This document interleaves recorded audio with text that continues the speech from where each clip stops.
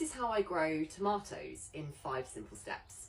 There are 2 different types of tomato, indeterminate tomato and determinate. Indeterminate means the plant is just going to keep growing up, almost like a vine, whereas determinate varieties tend to grow more like a bush, so they stay shorter. I prefer to grow indeterminate varieties for a couple of reasons. The first is that they take up less space because they can be trained upwards, and the second is that they tend to crop over a longer period of time. There are instances where determinate or bush varieties of tomatoes will work really well. For example, if you don't have the space to train up because you're growing in a window box. The most important thing to note with tomatoes is that they really like heat and sunshine.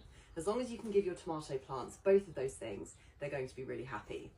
I delay sowing my tomatoes until the end of March because they really don't like to be out in the cold. So I can't put my tomatoes outside of the house until the last of the frosts are over, really. And I don't want to have a huge tomato jungle developing in my kitchen in the meantime. So I sow at the end of March, and then I'll put my tomatoes outside in my greenhouse or outside into the garden around the end of May, after the last of my frosts are over.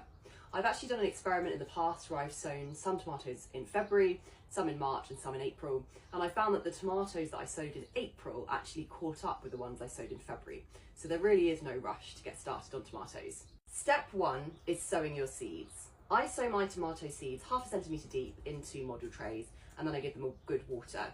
Now, tomato seeds need heat in order to germinate, so I put my tomato seed trays onto a heated mat in my house. If you don't have a heated mat, that's fine, just put them above a radiator or even onto a really sunny windowsill. Once your tomato seeds have germinated, you need to give those tomato seedlings as much heat and as much light as you possibly can, so the sunniest spot inside your house is ideal. Don't be tempted to put your tomato seedlings out, even into the greenhouse, until the frosts have passed, because tomatoes really will sulk in the cold.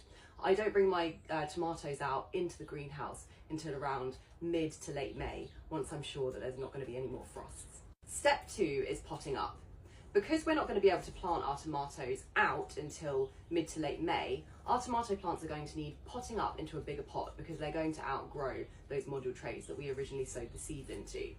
You can tell when your tomato plants need potting up because if you just gently lift them out of the tray, you'll find that the roots are starting to sort of circle around the outside.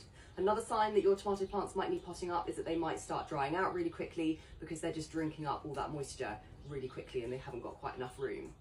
To pot up your tomatoes, gently tease them out of the module trays and then put them into a slightly larger pot, and you can plant your tomatoes deeper than they were in their original pots and roots will grow from the buried stems. And this is quite a nice way of preventing your tomato plants from getting leggy